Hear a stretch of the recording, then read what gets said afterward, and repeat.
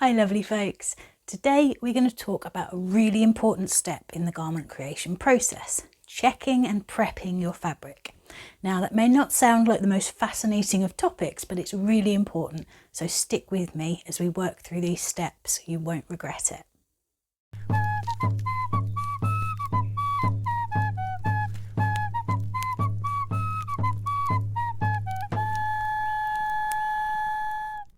Hopefully you're raring to go, you've got your fabric in hand and you're ready to get cutting. But before you do, there's a few really important things that we need to do to make sure that your project is successful.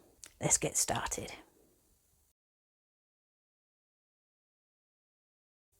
So the first thing that we need to do once we've got our fabric in hand is measure it.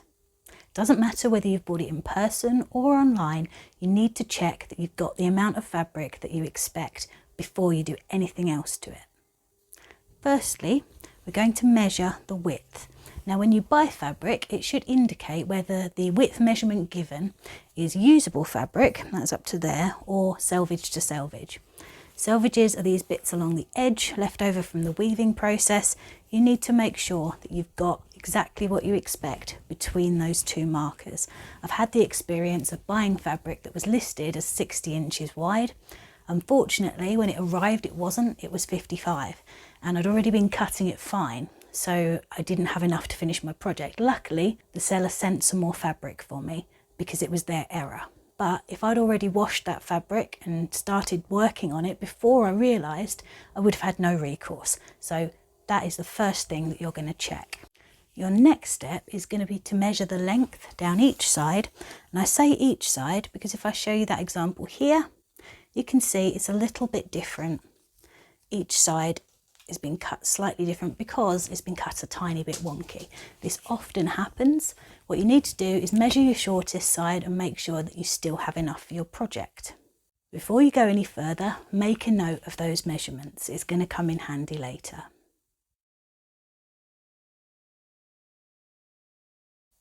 The next thing that you're going to do once you've measured your piece of fabric is unfold it completely and check it all over for any damage, any areas of staining, anything unexpected.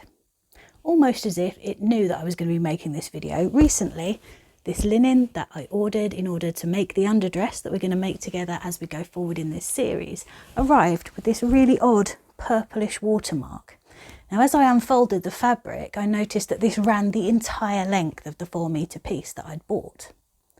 Now having made a pattern diagram and a cutting plan, I knew that I wasn't going to be able to get what I wanted out of the unblemished fabric. So I got in touch with the seller and we came to an agreement that I would try washing it. If that didn't work, that they would send me some extra fabric so that I could complete the project that I had in mind. I was able to do that because I hadn't done anything to the fabric before I got in contact with them. Had I already washed it myself, I would have had much less recourse to sort out this problem. The same goes for buying in person. Just take a moment to unfold your piece of fabric and check that there's no damage. It's really easy for something small to get overlooked, but what you don't want is a nasty surprise when you get home and to find that you can't use the fabric for the project that you wanted to.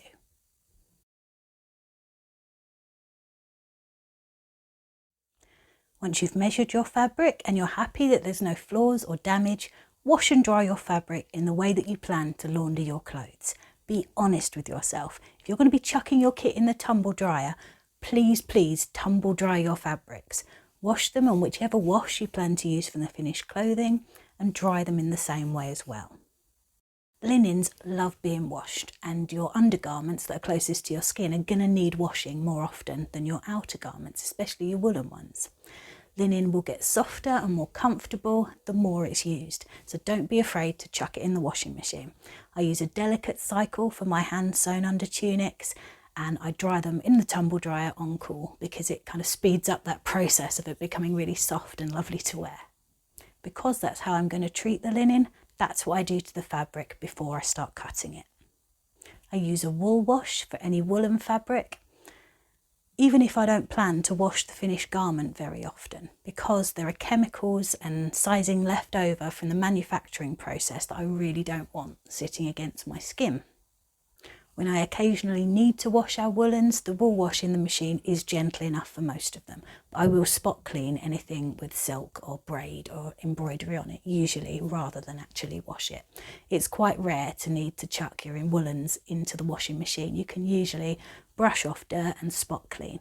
But if you think you're ever going to chuck that garment in the washing machine, do the same to your fabric before you start cutting it.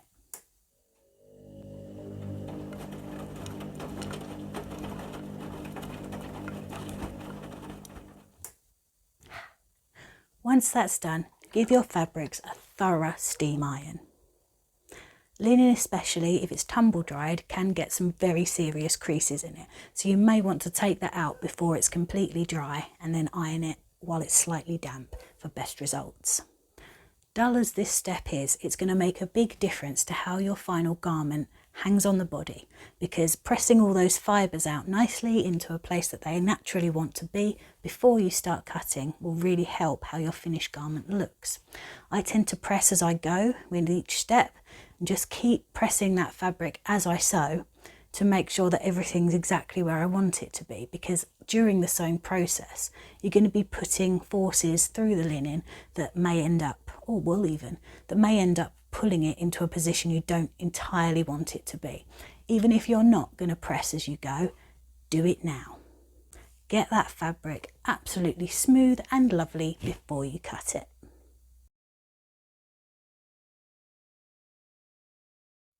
Once all of that is done, remeasure your fabric in the same way that we did before, both width and length, and check for any discrepancy. There usually will be some, as fabric will shrink slightly as it's washed and dried. And what you can then do is once again check that you've got enough for your project. Use your cutting plans and your pattern diagram with all its measurements to make sure that you're not going to get any nasty surprises when you get to cutting out the last couple of bits. Fabric will shrink in different ways. Different fabrics will behave differently. For example, this linen shrunk far more along its length than its width, although it did shrink somewhat along the width. This wool didn't shrink at all across the width, but did shrink quite substantially along its length. You never quite know how each type of fabric is going to behave. However, if you find a fabric that you particularly like and you think, I'm going to use more of that again, what you can do is calculate the percentage of shrinkage using your before and your after measurements for that particular laundering process. Bear in mind it will change if you do something different to it next time. But it's worth having that as an option, especially if you think you're going to be making quite a lot of kit and you find a favourite fabric. I didn't think to do this when I first started, but as I started making more and more clothing, I actually found that it was very, very helpful. I started making notes of all the different fabric sellers, the different fabric types that I bought, and now it's absolutely invaluable for me because I know that when I'm ordering, I can take that into account and get exactly what I want for the project. Well worth doing. So, once you've measured, checked, washed, dried, ironed and rechecked your fabric, you're ready to start cutting, and you know you're not going to get any nasty surprises at any point of the process going on from here. Brilliant. I know this isn't the most riveting topic, but thank you for watching. It's important, especially if you're just starting out, as you may not have considered some of these things. So hopefully now you're not going to get any nasty shocks. And the reason I make this video is because I didn't do these things when I first started. I made a beautiful first wool tunic, washed it, and the whole thing shrunk and puckered, and it was gut-wrenching because I'd put so much time and work into doing it. I don't want that to happen to you. So if you've watched this video and you follow these steps, it won't. In the next video, we're going to be cutting out our fabric. We're finally almost there and ready to go. So we're going to look at some tips and tricks for cutting out, some points you may want to mark on your fabric that's going to make it easier to get everything lined up later on. And then once we've done all that, it's onward to the actual sewing. So until then, have a wonderful day everybody, and I will see you soon. Bye.